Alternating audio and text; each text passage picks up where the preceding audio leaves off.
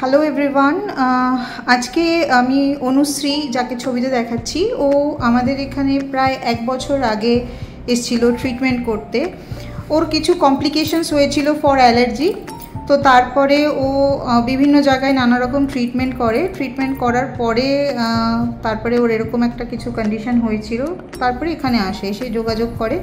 তা আমরা এখন ওর মোটামুটি 1 বছর ধরে ট্রিটমেন্ট করার পরে আজকে তোমাদের সাথে ওর স্কিনের রেজাল্টটা শেয়ার করব, আর ওরও কি এক্সপিরিয়েন্স ছিল এই টুয়ার্ডস দ্য 1 ইয়ার জার্নি সেটা ও তোমাদের সাথে শেয়ার করবে। চলো। হাই অনুশ্রী। হ্যালো। হ্যাঁ অনুশ্রী, তুমি কোথা থেকে এসছো, কি নাম একটুখানি বলো, আমাদেরকে শেয়ার করো। আমি অনুশ্রী বলছি, আমি বিষ্ণুপুর থেকে এসেছি, বাঁকুড়া ডিস্ট্রিক্ট থেকে অনেক দূর থেকে এসেছি।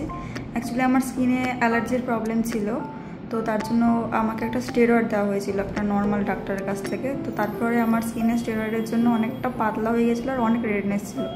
তো তারপরে আমি অনেক ডক্টরের কাছে দেখিয়েছি, লাইক মোর দ্যান 5 to 7 ডক্টরসের কাছে গেছি আমি।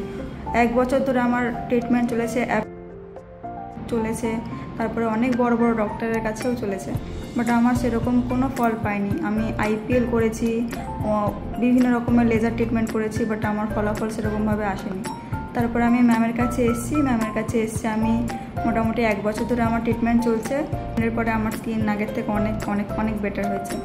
অনুশ্রী, তো তুমি আগে যেসব সমস্যাগুলো খুব বেশি ফিল করতে, লাইক ইরিটেশন, খুব জ্বালা করতো, ইচিং হতো, সেই ধরনের কোনো সমস্যা এখন তুমি ফিল করো?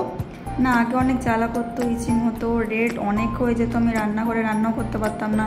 রান্না তো দূরের কথা, আমি নর্মালভাবে বসলেও আমার রেড হয়ে যেত। তো সেগুলো এখন অনেক অনেক ঠিক হয়ে গেছে, অনেকটা ঠিক হয়ে গেছে, তাই তো? তাহলে তুমি এখন কতটা স্যাটিসফাইড? আমি পুরোটাই স্যাটিসফাইড ম্যাম।